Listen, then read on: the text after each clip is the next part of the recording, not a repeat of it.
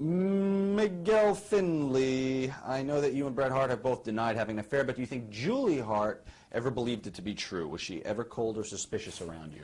I always got along with Julie when they were married, and she'd come to shows. We'd always sit and have our talks, and she was always really cool with me. I always worried if she would ever think something happened, so I actually found her on Facebook a couple years ago, probably about 2 years ago. And she's engaged to some guy down in Texas. He's like a high-ranking somebody in the Air Force or something like that.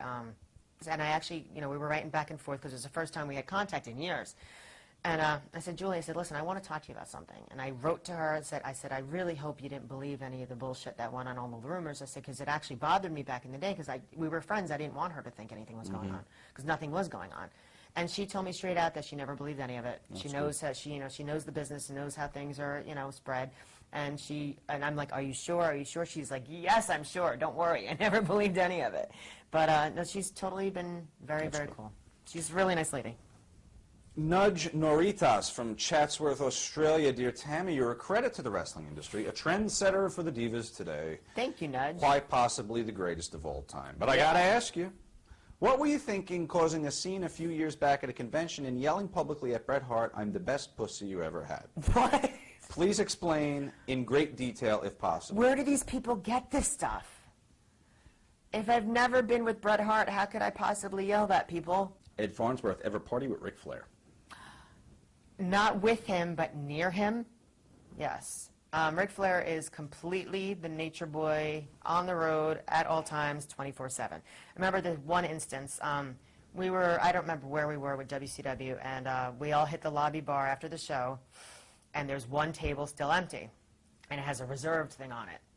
Like the rest of the tables in the bar area was just open. Probably about an hour after we're all in there, and everybody's got a couple shots in them, everybody's feeling good.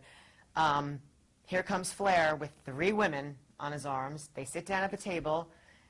Waiters come over with a bottle of wine in front of each girl, an entire bottle for each girl, and Flair's tapping on the table going, whoo, that's right, I'm the nature boy, whoo, because he's proud he's got 3 girls and a bottle of wine for each of them. It was hysterical. Everybody was busting up laughing. It was great. But so he is, I never partied with him, but I watched him. He's crazy, out of his mind. How was it working with Vince Russo before and after he became in charge of creative in the late 90s? We had our battles when he was in charge of creative. I never really had any contact with him before that, but when he was in charge of creative, see, Vince was very cool with me about my photo shoots and about what went in the magazines on the website. He would always let me pick my shots. Well, when they came out with the Raw magazine with, remember it was dual covers, I had one cover and Sable had the other cover. I went in there and he shows me the picture he's going to use on the cover. I was like, the hell you are. I mean, I always tried to keep that all-American girl image, girl next door kind of thing going on. And the picture he chose of me, I was on my hands and knees in the, in the ocean, and the look on my face was like this. It was basically saying, here, put your cock there, And I was just like, no, you're not going to print this on the cover. He's like, yes, we are. I've already made the decision. I'm like, oh, really? You broke into WWE headquarters with your pass key and you took the fucking picture, didn't you? I stormed down the hallway to Vince's office, blew open the door, said, Vince, this is fucked up. He's like, well, what's the matter, Tamara? Because he always called me Tamara. What is the matter, Tamara? So I said, well, Vince, and this is the problem. He's like, well, I'll put a stop to that right now, Tamara. You have no worries. So we went down to creative, and Vince said she will pick the picture she wants on the cover, and that's my final decision. So Russo was totally shot down. Because Vince let me have creative control once again. So we just butted heads like crazy after that. Very good. Mike Campbell, 411. What are your thoughts on Jim Cornette, specifically the fact that he likes to refer to you, albeit in a complimentary fashion, as an out-front cunt, as opposed to Sable, who's an undercover cunt? Exactly. Was Sable an undercover cunt? And I think you've answered that already. Yes, because she likes to come across as like, I'm the good one with class and, poise. And no, she's an undercover cunt. She's got all evil things going in her mind. Gotcha. Yeah, I'm the out front cunt, and I get respected for it because I will tell you how I feel.